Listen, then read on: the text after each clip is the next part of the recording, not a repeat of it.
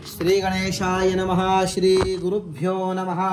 आता सत्यनारायण कथेचा अर्थ सांगतो. एक नैमिष नावाच्या अरण्यात राहणाऱ्या शौनकादी ऋषींनी पुराण सांगणाऱ्या स्वतःना प्रश्न विचारलेला आहे. ऋषी विचारतायत, हे मुनिश्रेष्ठा, मनातील सर्व फले कोणत्या व्रताने अथवा तपश्चर्येने मिळतात ते ऐकण्याची इच्छा आहे, कृपा करून सांगा. तेव्हा सूत सांगतायत, मुनी हो, नारदांनी सुद्धा हाच प्रश्न भगवान महाविष्णूंना विचारला. त्यावेळी विष्णूंनी नारदांना जे सांगितले तेच मी तुम्हाला सांगतो. शांत चित्ताने ऐका. एकदा महायोगी नारद मुनी जनतेवर दया करावी अशा बुद्धीनं अनेक लोकात फिरत असता मनुष्य लोकामध्ये आलेले आहेत. मनुष्य लोकामध्ये सर्व लोक दुःख भोगत आहेत. असं पाहून नारद मुनी आता वैकुंठात गेले. वैकुंठामध्ये 4 हातात शंख, चक्र, गदा व कमळ धारण केलेल्या, पायापर्यंत रोणारी वनमाळा गळ्यामध्ये घातलेल्या स्वच्छ वर्णाच्या नारायण भगवंताला पाहून त्यांची स्तुती करत आहेत. नारद मुनी म्हणत आहेत, ज्याचे स्वरूप, वाणी व मन यांना न कळणारे आहे, जो अनंत शक्तिमान आहे, जो उत्पत्ती मध्यवनाशी रहित आहे, जो मुळाचा निर्गुण आहे, जगाच्या आरंभकाळी 3 गुणांचा स्वीकार करतो, त्या नारायणाला माझा नमस्कार असो. नारद मुनी स्तुती करतात. भगवंत म्हणतात, हे नारदा, आपण कोणत्या कामाकरता आलात? आपल्या मनामध्ये काय विचार चालू आहे? मला सर्व काही सांगा, मी समर्पक उत्तर देईन. तेव्हा नारद मुनी म्हणतात, हे भगवंता, मृत्यू लोकातील सर्व लोक आपण केलेल्या पापकर्माप्रमाणे अनेक योनींमध्ये जन्म घेऊन दुःख भोगत आहे. त्यांचं दुःख नाहीच व्हावं ह्याकरता काहीतरी उपाय सांगा. भगवंत म्हणतात, हे नारदा, लोकांवर कृपा करण्याच्या दृष्टीनं तुम्ही जो प्रश्न विचारला तो फार सुंदर आहे. म्हणून जे व्रत केल्यानं जीवांची सर्व दुःखे नाहीशी होतात ते व्रत सांगतो. हे वत्सा नारदा, तुझ्यावर माझे प्रेम असल्यामुळे स्वर्गलोकात किंवा मनुष्य लोकात आजपर्यंत कोणालाही माहीत नसलेलं महापुण्यकारक व्रत आज तुला सांगतो. या व्रताला सत्यनारायणाचं व्रत म्हणतात. हे व्रत विधीपूर्वक केले असता व्रत करणारा मनुष्य या लोकी सर्व काळ सुख भोगतो आणि शेवटी वैकुंठ लोकात जातो. सकाळी उठल्यापासून सूर्यास्तापर्यंत 2 तासामध्ये सत्यनारायणाचे पूजन करावे. केळी, दूध, शुद्ध तूप, साखर, गव्हाचा रवा यांचा प्रसाद देवाला अर्पण करावा. आपले बांधव व इष्टमित्र यांना बोलून ही पूजा करावी. जो कोणी मनुष्य भक्तिभावाने व्रत करतो त्याची सर्व पापे नाहीशी होतात. इति श्री स्कंद पुराणे रेवाखंडे सत्यनारायण कथायाम प्रथमोऽध्यायः. पुंडलीक वरदहारी विठ्ठल श्री ज्ञानदेव तुकाराम पंढरीनाथ महाराज की जय. सत्यनारायण महाराज की जय. तुम्हाला मी सांगतो दुसरा अध्याय बरं का. दुसऱ्या अध्यायामध्ये काशी नगरामध्ये एक ब्राह्मण असतो. तो ब्राह्मण भूक व तहान यांनी पीडित होऊन रोज पृथ्वीवर फिरत असतो. हा ब्राह्मण आचारनिष्ठ असतो, धार्मिक असतो. या ब्राह्मणावर कृपा करण्याकरता भगवंतानं सुद्धा एका वृद्ध ब्राह्मणाचं रूप घेतलेलं आहे आणि त्या काशी नगरातल्या ब्राह्मणाकडे जाऊन त्यांना प्रश्न विचारत आहेत, तुम्ही रोज पृथ्वीवर काय फिरता? तर तो ब्राह्मण म्हणतो, मी गरीब आहे, भिक्षा मागण्याकरता फिरतो. दारिद्र्य नाहीसे करण्याचा एखादा उपाय आपणास माहिती असेल तर कृपा करून मला सांगा. भगवंत म्हणतात, सत्यनारायणाची पूजा कर. व तो ब्राह्मण आपल्या बांधवांबरोबर पूजा करतो आणि कालांतराने या लोकांमध्ये सुखी होतो. शेवटी वैकुंठ लोकात जातो. एक लाकडे विकणारा मुळी विके असतो, तो सुद्धा अशी पूजा पाहतो एका ठिकाणी आणि भगवंतास नमस्कार करतो आणि घरी जातो. निश्चय करतो आपण पण दुसऱ्या दिवशी लाकडं विकून जे काही द्रव्य मिळेल त्या द्रव्यानं, धान्यानं आपण पूजा करायची. असं म्हटल्याबरोबर दुसऱ्या दिवशी लाकडे विकण्याकरता धनिक लोक म्हणजे श्रीमंत लोक ज्या ठिकाणी राहतात त्या ठिकाणी जातो. त्या ठिकाणी लाकडे विकून त्याला भरपूर द्रव्य मिळतं.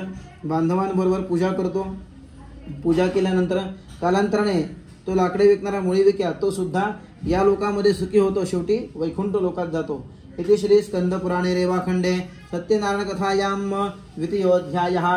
पुंडलीक वरदहारी विठ्ठल श्री ज्ञानदेव तुकाराम पंढरीनाथ महाराज की जय. सत्यनारायण महाराज की जय. तुम्हाला मी सांगतो आता तिसरा अध्याय. तिसऱ्या अध्यायामध्ये एक उल्कामुख नावाचा राजा असतो. हा राजा जितेंद्रिय, सत्य बोलणारा, भक्तिमान, बुद्धिमान असतो. हा राजा देवळात जाऊन प्रत्येक दिवशी ब्राह्मणांना द्रव्य देतो आणि संतुष्ट करतो. ह्याची भार्या पतिव्रता, सुंदर वदना, अत्यंत रूपवान असते. राजा आपल्या पत्नीबरोबर पूजा करतोय.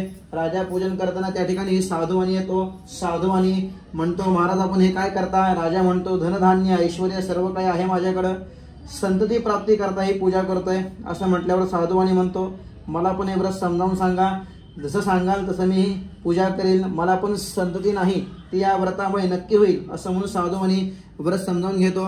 साधुवाणी आपल्या आता घरी गेलेला आहे. आपल्या भार्येला म्हणजे आपल्या बायकोला हे व्रत समजावून सांगतो. ज्यावेळी मला संतती होईल त्यावेळी मी पूजा करील असा निश्चय करतो. भगवंताच्या कृपा आशीर्वादानं साधुवानीची बायको आता गर्भवती झाली आहे. तिला 10वा महिना सुरू झालाय. तिला कन्या रत्न प्राप्त झालंय. ती कन्या आता शुक्ल पक्षातील चंद्राप्रमाणे प्रत्येक दिवशी वाढत आहे. म्हणून त्या मुलीचं नाव ठेवलंय त्यांनी कलावती. कलावती मोठी झालेली आहे. साधुवानीची बायको आता साधुवानीला प्रश्न विचारते, तुम्ही पूर्वी नवस बोललो होता, नवस पूर्ण का करत नाही? असा बायकोचा प्रश्न ऐकून साधुवानी म्हणतो, आपल्या मुलीच्या लग्नाच्या वेळी आपण ही पूजा पूर्ण करू. अशा प्रकारे साधुवानी बायकोचं समाधान करतो आणि व्यापाराकरता निघून जातो. कालांतराने साधुवानी परत आपल्या घरी येतो. तेव्हा त्याला समजतं आपली मुलगी आता गुणाने वयाने मोठी झाली. साधुवानी आता मित्रांबरोबर विचार करतो. एका दूताला आज्ञा करतो. आज्ञेप्रमाणे दूत वर शोधण्याकरता कांचन नावाच्या नगरामध्ये गेलेला आहे. त्या ठिकाणी एका वैश्यपुत्राला पाहिलेला आहे आणि सुंदर अशा वैश्यपुत्राबरोबर साधुवानी आपल्या बांधवांबरोबर आपल्या मुलीचं लग्न करतोय. लग्नाच्या वेळी पूजा करायला साधुवानी विसरला.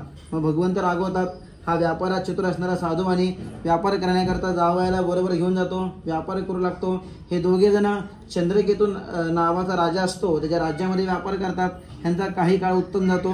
भगवंत आता शाप देतात. हा साधुवानी सत्यनारायणाच्या पूजनाच्या प्रतिज्ञेपासून भ्रष्ट झालाय, त्याला भयंकर दुःख प्राप्त होऊ दे असा शाप दिल्याबरोबर राज्यामध्ये चोरी होते. सर्व द्रव्य चोर घेऊन जातात. चोरांना पण समजतं आपल्या पाठीमागून कोणतरी येत आहे असं समजल्याबरोबर ते सर्व द्रव्य एका नावेत टाकतात आणि चोर ते पळून जातात. ते नाव असते साधुवानीशी. म्हणून साधुवानी व जावई या दोघांना बेड्या घालून किल्ल्यातील कारागृहात टाकतात. साधुवानी व जावई हे राजाला म्हणतायत आम्ही चोर नाही, परंतु सत्यदेवाच्या मायेमुळे त्यांचं बोलणं कोणी ऐकत नाही. त्यांचं सर्व द्रव्य जप्त होतं. साधुवानीची बायको साधुवानीची मुलगी हे दोघी जणी घरोघरी भिक्षा मागू लागतात. एके दिवशी साधुवानीची मुलगी कलावती अशी पूजा पाहते. भगवंतास नमस्कार करते, घरी येते आणि नंतर आई विचारते, हे मुली तू कुठे होतीस? ती मुलगी म्हणते मी एका ठिकाणी पूजा पाहिली. साधुवानीच्या बायकोला पूर्वीचं व्रत आठवतं. बांधवांबरोबर व्रतपूजन करायला तयार होते. व्रतपूजन करते. हे भगवंता माझ्या पतीचे जावायचे अपराध क्षमा करा, अपराध क्षमा करा अशी वारंवार प्रार्थना करते. भगवंत संतुष्ट होतात आणि इच्छित वर्जन अदृश्य होतात. नंतर चंद्रकेतू नावाचा राजा असतो. त्याच्या स्वप्नात जाऊन भगवंत सांगतात, हे राजा हे नृपश्रेष्ठा, तू जे 2 वाणी बंदिशाही टाकलेस त्यांना लवकरात लवकर सोड. असे जर न करशील तर धन पुत्र आणि राज्य यांसर्वचा नाश होईल. असं राजाला स्वप्न सांगितल्यावर राजा सकाळी उठून हे स्वप्न